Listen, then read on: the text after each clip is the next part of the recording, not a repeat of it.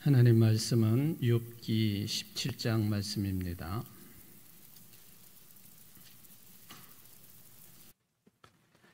욥기 17장 1절부터 교독하겠습니다. 나의 기운이 쇠하였으며 나의 날이 다하였고 무덤이 나를 위하여 준비되었구나.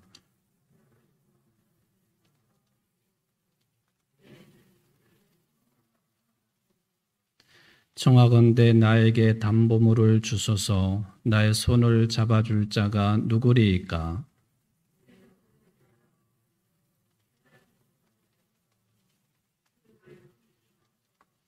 보상을 얻으려고 친구를 비난하는 자는 그의 자손들의 눈이 멀게 되리라.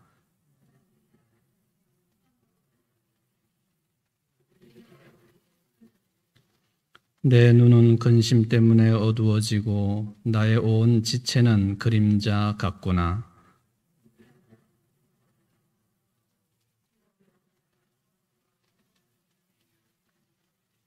그러므로 이는 그 길을 꾸준히 가고 손이 깨끗한 자는 점점 힘을 얻느니라.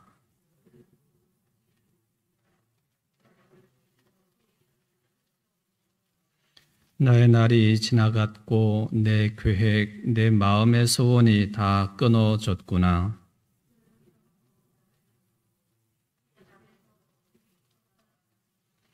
내가 스올이 내 집이 되기를 희망하여 내 침상을 흑암에 펴놓음에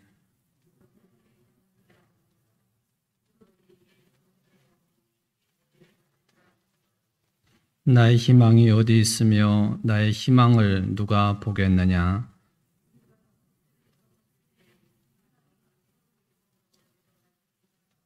아멘.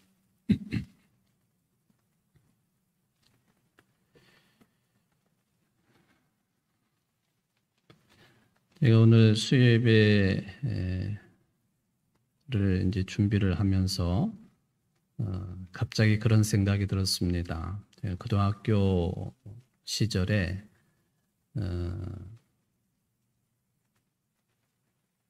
그 수요예배를 열심히 참석을 했었거든요. 집에서는 공부 열심히 안 한다고 뭐 형님도 뭐라 그러고 뭐 그랬지만은 그럼에도 불구하고 저는 하여튼 몰래 도망을 쳐서라도 이제 수요예배를 드렸던 기억이 갑자기 났어요. 가만히 따져보니까 지금부터 46년, 7년 전이에요.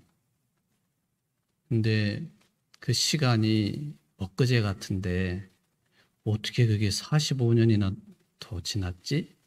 그런 생각을 하면서 지금 예배드리는 환경이 그때하고는 전혀 다른 환경이지만은 느낌으로는 고등학교 때 수요예배 참석하면서 뭐 수요예배야 학생들이 거의 나오지 않지만 그래도 우리 때에는 학생들이 여럿이 나와 수요예배도 드렸던, 그리고 주일 저녁 예배도 참여를 했었고, 또 주일날 같은 경우는 새벽 예배를 이제 여럿이 참석을 하고, 그리고 교회 마당을 청소를 하고, 그리고 시간이 되면은 이 옆에 공터에서 또 축구를 또 열심히 하고, 그때요 그 다른 교회 장로님 댁이 여기 판자로 이렇게 담이 쳐져 있었는데 지금 생각해도 참 죄송한 생각이 들어요.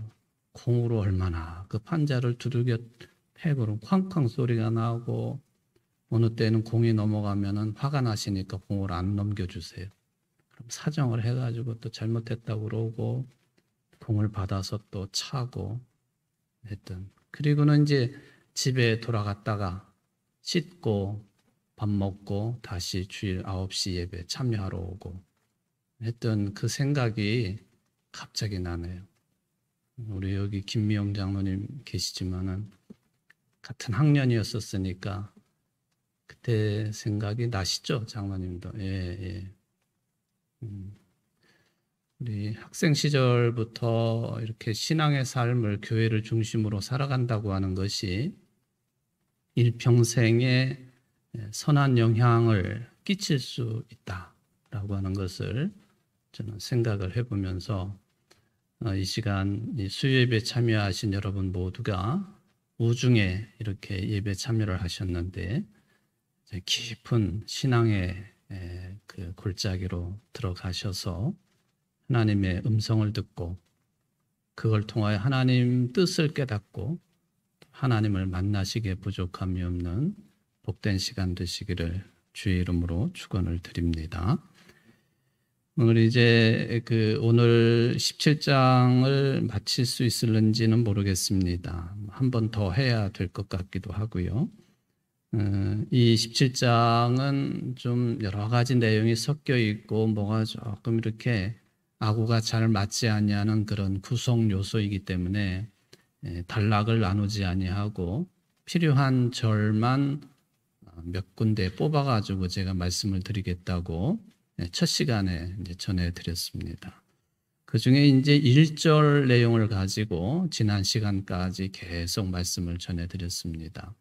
1절을 보면은 나의 기운이 쇠하였으며 나의 날이 다하였고 무덤이 나를 위하여 준비되었구나.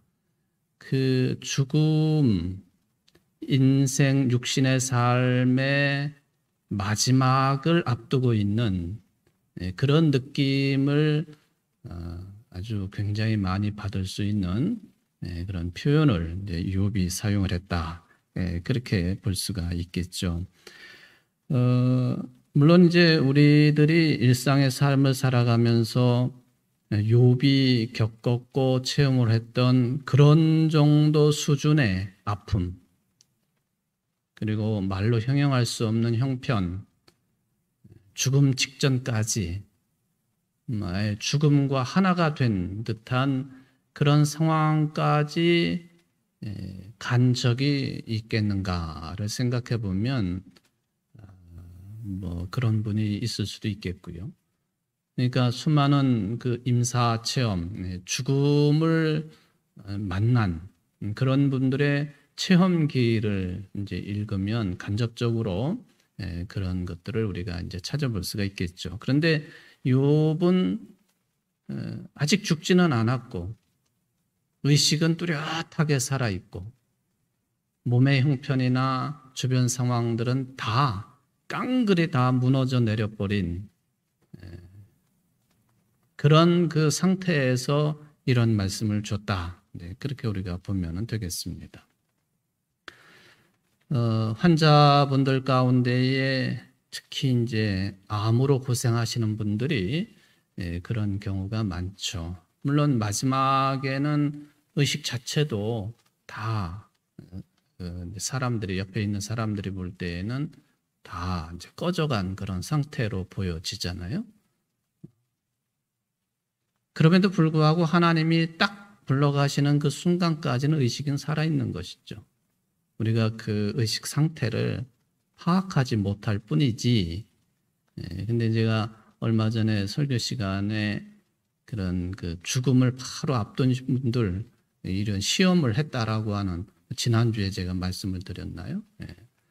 그런 시험도 있을 수 있겠습니다만은 이게 의식이 뚜렷이 살아있으면서 몸은 이루 말할 수 없는 고통 가운데 있는 경우 그런 그 교우들을 가끔 뵐 수도 있겠고요. 주변에서도 만날 수 있겠는데 그럴 때의 그 의식이라고 하는 것이 얼마나 고통스러울까. 몸도 고통스럽지만은 그 의식 자체가 그 아픔을 느끼는 그 강도가 얼마나 깊을 것인가 하는 그것을 또 생각을 해보는 것이죠. 우리 여기 한연옥 권사님 계십니다만은 우리 황승일 권사님 제가 그 노회일로 그 외국을 방문하고 있을 때에 참 그 생사를 왔다 갔다 하셨던 그런 상황이셨죠. 영국 런던의 트라팔가 광장에서 그 아들 우리 황성국 목사랑 전화를 통화하면서 이제 아버님이 오늘을 못 넘기실 것 같다고. 참 안타깝죠. 저는 지금 공무를 수행 중에 있기는 하지만은 그렇게 빨리 가볼 수 없는 그런 상황 속에서 교우들이 힘들어하시는 것을 얘기를 들으면은 이루 말할 수 없는 그런 아픔이죠. 전화상으로 그 광장 저쪽 구석막에 가가지고는 사람들이 없는 곳에서 전화상으로 기도를 하고, 그리고는 이제 그 일정을 이틀인가를 단축을 하고 내가 이제 들어왔죠. 황 권사님이 너무 그날 이제 운명하시지 않았고, 집사람이 저도 모르는 사이에 비행기표를 바꿔놔가지고 그래서 저는 들어왔어요. 들어왔는데 들어와가지고 이제 병원에를 그 캐리어를 끌고 이제 병원을 가서 뭐 의식이 없으시죠. 기도해드리고 그 다음 날에 이제 운명을 하셨는데, 우리가 생각하기를 의식이 없는 분들이 정말로 그 곁에서 우리가 아무 말이나 할 수 있고 그렇게 해서는 안 되는 거거든요. 항상 제가 말씀을 드리지만은 의식이 아무리 없는 분이라 할지라도 의식이 살아있는 거거든요. 그게 단지 말로 표현할 수 없을 뿐이고 또 표정으로 드러낼 수 없을 뿐이고 감정으로 어떻게 그 표출을 할 수 없을 뿐이지. 그래서 죽음을 직전에 둔 그런 분들에게 뭐 그 가족들이 둘러서 가지고 뭐 이러쿵저러쿵 막 평상시처럼 이런 얘기 저런 얘기 하는 것은 좋지 않은 모습이다 하는 이야기를 제가 여러 차례 말씀을 드렸는데요. 여기 욥이라고 하는 사람의 상황이, 이거는 몸이 죽은 것도 아니고 몸 엄청나게 아프고 그냥 그것보다도 더 힘든 것은 정신 상태예요. 영적인 상태고. 하나님이 나를 버리셨다. 그거죠. 자식들 다 죽고 부인도 그렇고. 좀 이따가 말씀을 드리겠지만은 다시 중복되는 말씀이, 더군다나 친구들이 찾아와 가지고 자꾸 뭐라고 그래요. 그냥 내버려 두었으면 더 좋았겠지만 친구들은 욥을 위한답시고 자꾸 찾아와 가지고 어떤 전통적인 신앙관을 가지고 이야기를 하고 잘못됐다고 그러고 회개하라고 그러고 참 괴로운 상태입니다. 물론 그냥 내버려 두는 것이 더 좋은 일인지, 그래도 친구들이 뭐라고 했던 하여튼 와서 이야기해 주는 게 더 좋은 것인지는 잘 모르겠지만 욥의 상황이 지금 끝에까지 와 있다. 그게 이제 1절 내용입니다.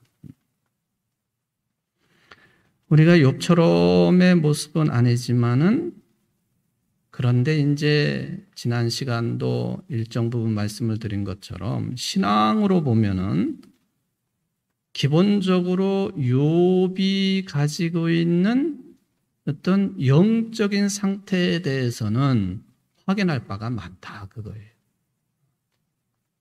욥이 가지고 있는 어떤 영적인 태도.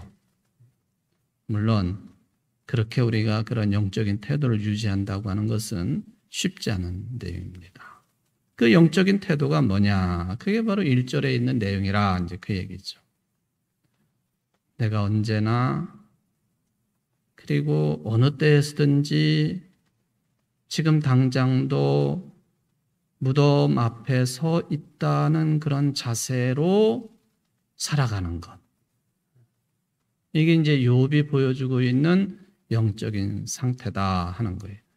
아니 그 힘있게 살아가는 것도 벅찬 일인데 어떻게 매 순간을 죽음을 눈앞에 둔 것처럼 살아갈 수가 있겠습니까? 그 구차한 삶이 아닙니까? 그렇게 말할 수도 있겠습니다만은, 근데 이걸 틀어가지고 생각을 해보면요, 우리 인생의 삶이 참 기쁜 삶이고 또 너무나도 벅차고 의미가 있고, 이렇게 내가 이 순간 살아 숨쉬면서 우리가 지금 예배를 드리고 있으니까 예배를 드리고 있다고 하는 그 감격스러움과 환희와 어느 때는 참 말로 다 표현할 수 없는 그 벅찬 감정들, 이런 것이 벅찬 감정이 될 수 있고 환희가 될 수 있고 기쁨이 될 수 있고, 이게 죽음이라고 하는 문제를 우리가 생각하지 않으면 이게 기쁨일 수도 없고 환희도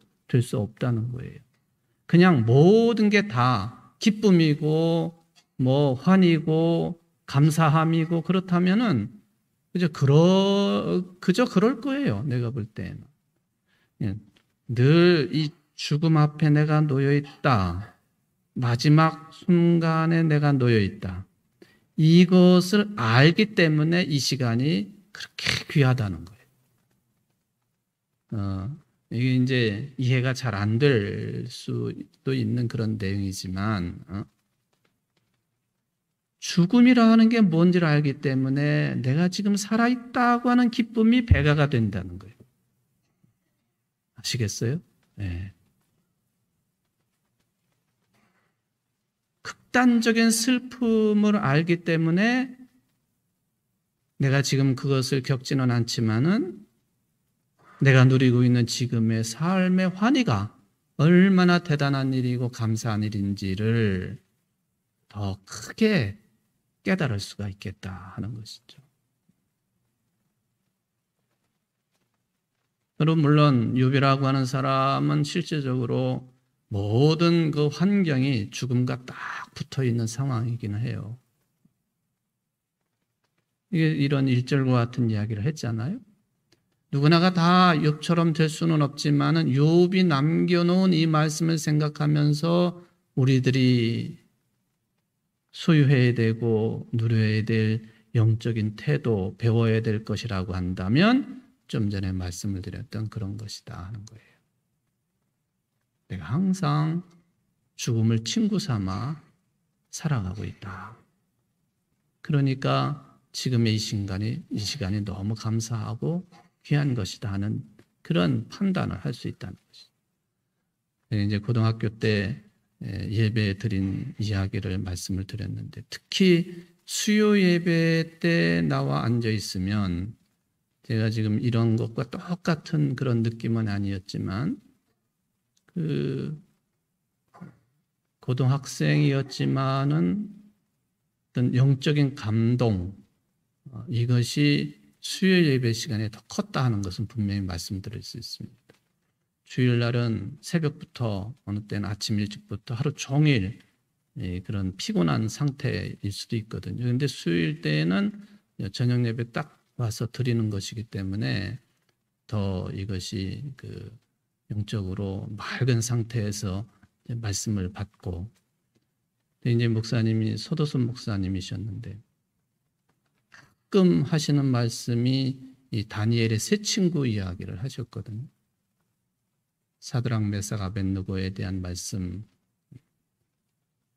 그냥 그때도 그 이야기를 자주 들으면서 어떻게 하면 저렇게 젊은 사람들이 영적으로 하나님을 떠나지 아니하고 신앙을 잘 유지할 수 있을까?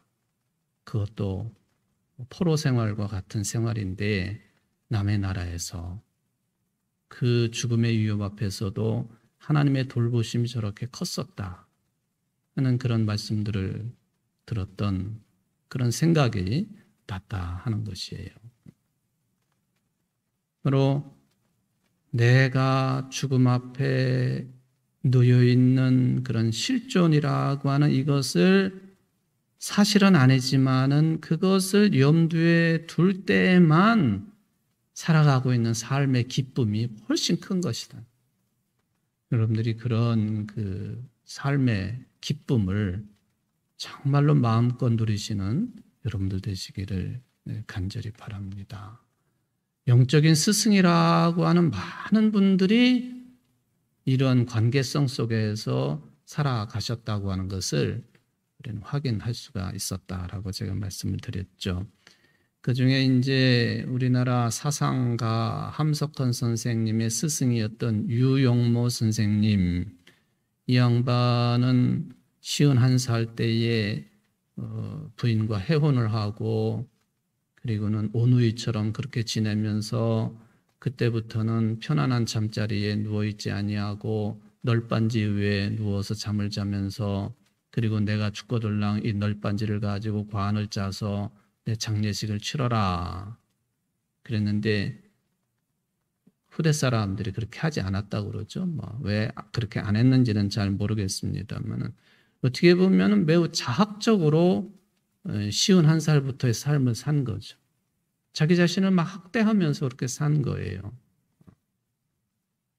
그러나 그분은 아무 생각 없이 형편이 안 돼가지고 그렇게 산 것은 아니에요.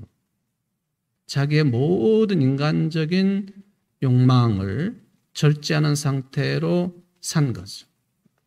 이거 자기가 죽으면은 담아야 될 그 관을 짜야 될 재료인 그 칠성판 같은 그런 널빤지 위에서 잠을 잤다. 그에게는 의식적으로 보면은 이 죽음을 그림자처럼 늘 가까이 안고 살았던 분이고 죽음을 친구처럼 그렇게 가까이 하며 살았던 그런 삶이었다라고 하는 그런 이야기를 해볼 수가 있는 것이죠.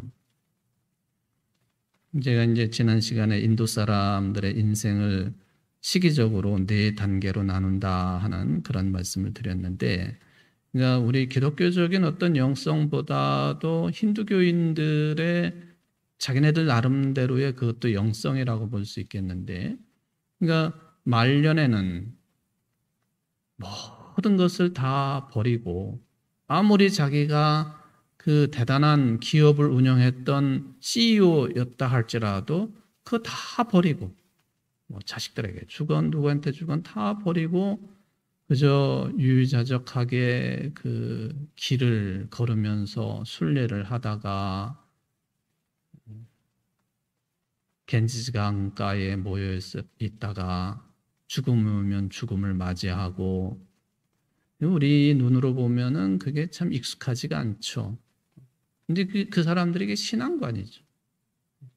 죽음을 두려워하지 아니하고 죽는 날을 기다리면서 그렇게 한 집에 모여 살고 있는 그 사람들의 모습을 보면 우리가 어떻게 살고 있는 것인가 하는 것을 한 번쯤은 생각해 볼 수 있는 그런 내용이라고 하는 것을 생각을 해보게 됩니다.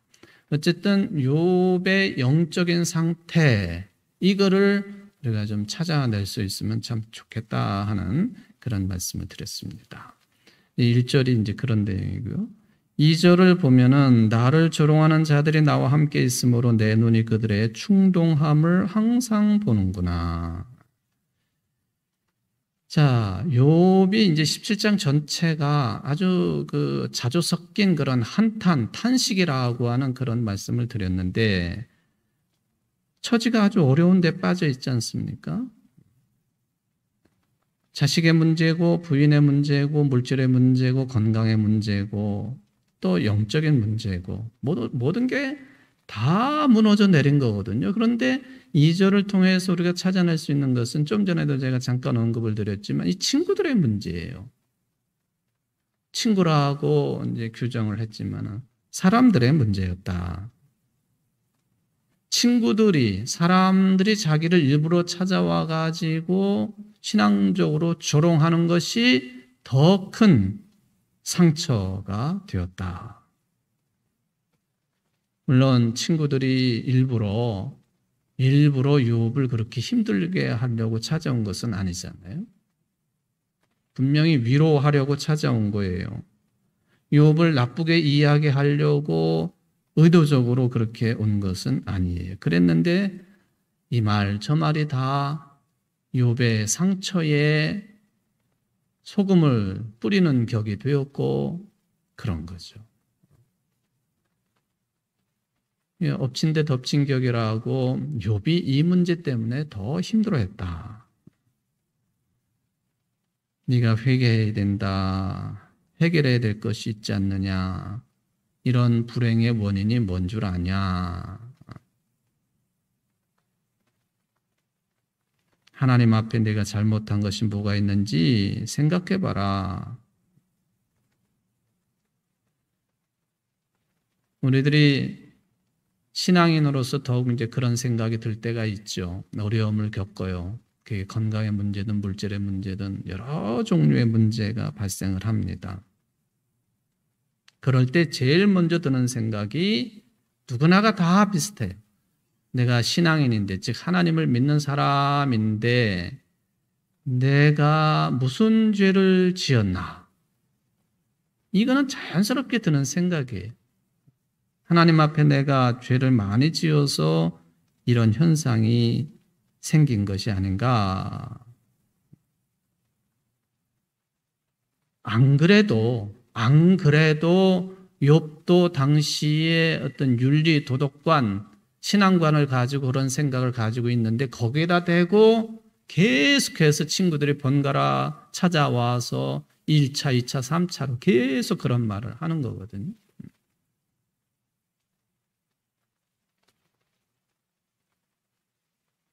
회개하라고 자꾸 그러니까요. 그 정도면은 다 흔들리게 돼 있는 거예요. 아, 그런가 보다 하고. 근데 여러분, 계속 반복해서 말씀을 드리면 욥은 거기에 흔들리지 않았어요. 이유가 뭐냐 하는, 위로라면 위로고 충고라면 충고고 비난이라면 비난을, 나는 당신들의 그런 이야기들을, 신앙관을 도저히 받아들일 수 없다. 이런 과정이 욥을 더 힘들게 했다.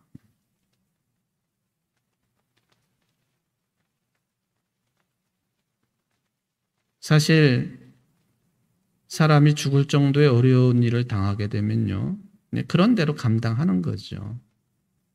그런 인생이 한두 명이 아니지 않습니까? 어떤 분은 불치의 병에 걸릴 수도 있고 뭐 이런저런 사고를 당할 수도 있겠고요. 우리나라 6.25 전쟁 때 이유 없이 수많은 사람들이 전쟁 참여해서 죽게 되었고, 또 그 외에도 무슨 뭐 광주 민주화 운동 때 수백 명의 사람들이 총에 맞아 죽고 칼에 맞아 죽고, 뭐 그리고 내가 왜 죽어야 되는지 이유도 모르고 끌려가 가지고 죽은 사람들,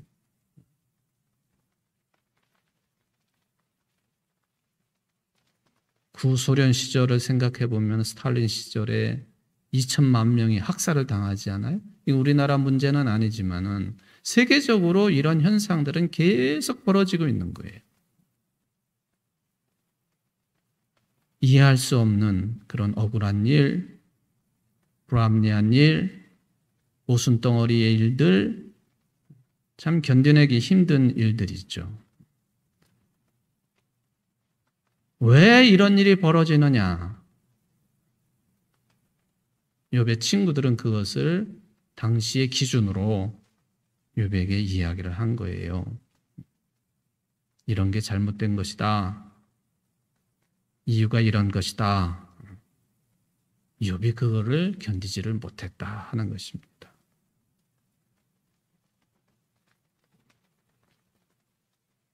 그러니까 내가 뭐가 잘못을 저질렀으니까 그렇게 된 것이 아니냐. 근데 사실은 이 내 탓이다라고 하는 이 이야기 있잖아요.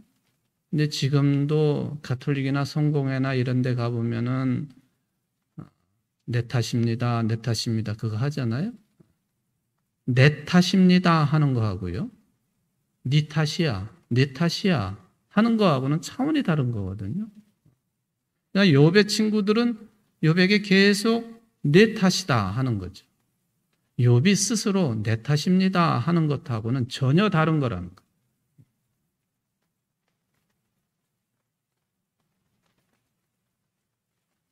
예수님에게도 그런 일이 있었죠. 길을 가다가 나면서부터 소경이 된 사람을 봤을 때 제자들이 예수님께 물어봤어요. 이게 누구의 죄로 이렇게 되었습니까? 이 사람의 죄 때문에 그렇습니까? 조상들의 죄 때문에 그렇습니까? 이 사람의 죄 때문에 그렇습니까?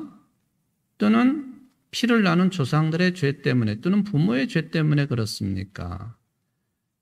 여러분 그 욥 시대뿐만 아니라요. 예수님 시절에 예수님의 제자들도 욥의 친구들처럼 묻는 거예요.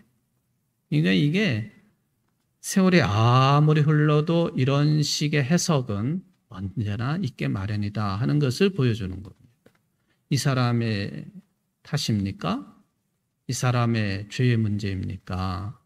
부모의 죄의 문제입니까? 즉 조상들의 죄의 문제입니까? 예수님께서 이 사람의 죄도 아니고 조상들의 죄도 아니고 뭐라고 말씀하세요? 이건 참 지금도 해석하기가 어려운 그런 내용이긴 해요. 하나님의 영광을 드러내기 위한 것이다 라고 예수님께서는 답변을 하셨습니다. 하나님의 영광을 위해서 그렇게 된 것이다 라는 이 말씀을 이제 이것을 해석하기 이전에 예수님께서도요, 제가 욥의 신앙관과 예수님을 이렇게 비교하게 된다라는 그런 말씀을 드렸는데, 구약에 예수님의 정신을 담고 있는 욥의 신앙관, 그렇게도 표현할 수 있습니다. 그런 식으로 말하지 말라. 욥은 계속 그렇게 항거하는 거죠. 물론 내 탓이요 할 수도 있겠는데, 제3자가 그런 식으로 말하지 말라. 예수님은 거기에다가 이 사람이 이렇게 된 것은 하나님의 영광을 위한 일이다 라고까지 말씀을 하셨습니다. 이게 이제 통하는 것이다. 욥의 친구들의 말하고 예수님의 제자들의 질문하고 똑같은 차원의 이유가 뭐냐? 이 이유가 뭐냐 하는 문제에만 매달리다가 정작 고난당한 사람과는 공감을 이루지 못하는 일, 이게 문제가 될 수 있겠다 하는 것이죠. 2절도 이제 그런 차원에서 우리가 볼 수가 있겠습니다. 3절도 보면은 계속 이런 상황이 나타나는데 좀 독특한 표현을 사용을 합니다. 청하건대 나에게 담보물을 주소서, 나의 손을 잡아줄 자가 누구리까? 라고 하는 그런 이야기를 했습니다. 말하자면은 내가 이런 재앙을 받을 만큼 잘못한 사실이 없다는 것을 누가 인증해 줄 수 있겠느냐 하는 거예요. 누가 그것을 인증해 줄 수 있겠느냐? 그럴 사람이 없다 하는 것이죠. 친구들도 아니고 아내도 아니고, 그러니까 욥은 결국에는 의지할 분은 하나님밖에 계시지 않다. 이게 욥기가 우리에게 주는 주제예요. 물론 그 과정을 보면은 좀 복잡하게 전개가 되지만 결론적으로 보면은 누가 내가 무죄하다고 하는 것을 누가 좀 드러내 줄 수 있겠느냐? 누가 인증을 해 줄 수 있겠는가? 여기 친구들도 아니고 그 어떤 사람도 아니고 하나님 당신만이 그러실 분이십니다. 이거를 이제 여기 우리가 이제 3절을 통해서 이제 확인을 해볼 수 있는 그런 내용이죠. 이제 담보물이라고 하는 그런 표현을 썼죠. 나에게 담보물을 주소서. 이야기는 담보물이라는 게 뭔지 잘 아시지 않습니까? 이 내용은 하나님 당신이 보증을 서주십시오. 그런 뜻으로 해석할 수 있습니다. 담보물 그러니까 무슨 물건이나 물질이나 이렇게 생각할 수 있는데, 하나님이 나의 어떤 보증인이 돼 주십시오. 보증을 서 주십시오 하는 그런 뜻이 여기 담보물이라고 하는 이 용어 속에는 들어있다는 것이죠. 그 보증 쓰는 거, 이거 참 무서운 일이지 않습니까? 보증 잘못 썼다가 어려움 당하신 분들 우리 주변에는 굉장히 많으시죠. 여러분들 가운데도 있을 수 있겠습니다. 보증을 잘못 써가지고 부부지간에 큰 문제가 발생을 하고 집안이 풍비박산이 나기도 하고 어려움 겪고 근데 욥은 담대하게 하나님에게 그런 요청을 하는 거예요. 하나님, 당신이 보증을 서 주십시오.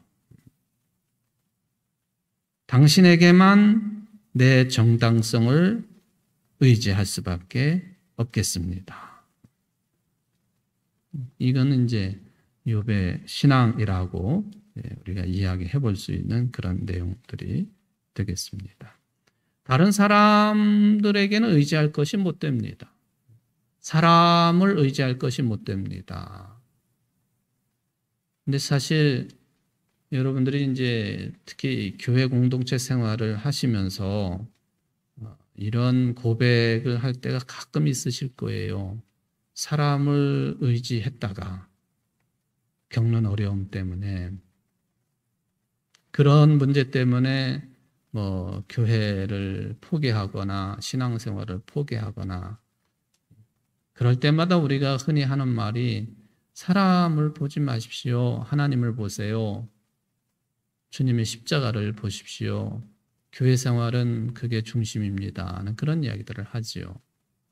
근데 우리가 연약하기 때문에 늘 보이는 사람을 보게 되어 있는 것이고 의지하게 되어 있는 것이고, 그러다가 또 어려움을 겪는 것이고 그러는 것 아닙니까? 욥이 이제 인간적인 측면에서 보면 의지할 사람이 없는 거죠. 하나님이 그렇게까지 몰고 가셨어요. 너는 나만 바라봐라.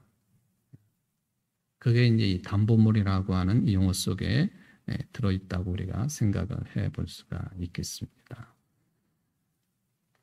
우리는 사실 살아가면서 주변 사람들에게 인정받으려고 노력을 얼마나 기울이고 있습니까? 인정받으려고. 평생을 그렇게 마음을 쓰고 있다고 해도 틀리지 않습니다. 어느 때에는 뭐 그런 대로 정상적인 방법으로, 또 어느 때에는 참 비정상적인 방법으로 그렇게 인정받으려고 애를 쓰고 있죠. 뭐 그게 이제 우리 인간들의 구체적인 삶의 모습일 수도 있겠습니다만은, 신앙적으로 보면은 그게 궁극적인 모습은 아니다 하는 것이죠. 욥이 하나님을 향해서 절박한 상황에 떨어진 욥이 당신만이 나의 보증인입니다. 아주 절절한 요청이죠. 그러니까 이거를 우리가 흔히 쓰는 말로 이야기하면 당신만이 나의 구원이십니다. 그런 뜻이에요. 하나님만이 나의 구원이십니다. 하나님만이 나에게 구원을 베풀어 주실 분이십니다. 사실 우리가 그런 신앙을 놓쳐버리면은 그 신앙의 의미가 없잖아요. 또 교회 생활의 의미도 없는 거예요. 그런데 얼마나 자주 이걸 놓치는지 몰라요. 하나님만이 나의 구원을 주실 분이고 구원이십니다. 구원의 대상이십니다. 이 문제, 이 아주 깊고 깊은 이 문제를 딱 쥐고 있으면 다른 걸 줄 필요가 없는 거거든요. 다 변질되어 버릴 관계성이고 흘러가 버릴 그런 문제들이고, 또 사가지고 무너지고 없어질 것들이고, 사람도 마찬가지죠. 아무리 뭐 부부지간이라 해도, 부모 자식간이라 해도 때가 돼가지고 사라져 버리면은 뭐 사진으로나 남아 있는 것이지 그 관계성이 계속 이어집니까? 아니거든요. 그것은.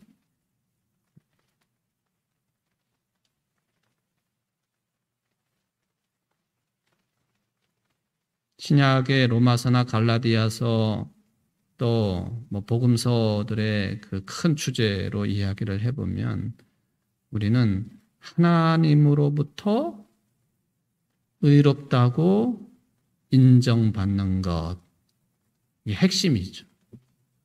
사람으로부터 인정받는 거, 그 살면서 필요한 것이긴 하지만 가장 근원적인 것은 뭐냐? 하나님으로부터 의롭다고 인정받는 것. 근데 거기에는 꼭 조건이 붙어 있잖아요. 믿음으로 의롭다고 인정받는 것. 믿음은 예수를 그리스도로 믿는 믿음이죠. 내가 예수를 그리스도로 믿는 그 믿음을 하나님이 보시고 나를 의롭다고 인정해 주시는 것.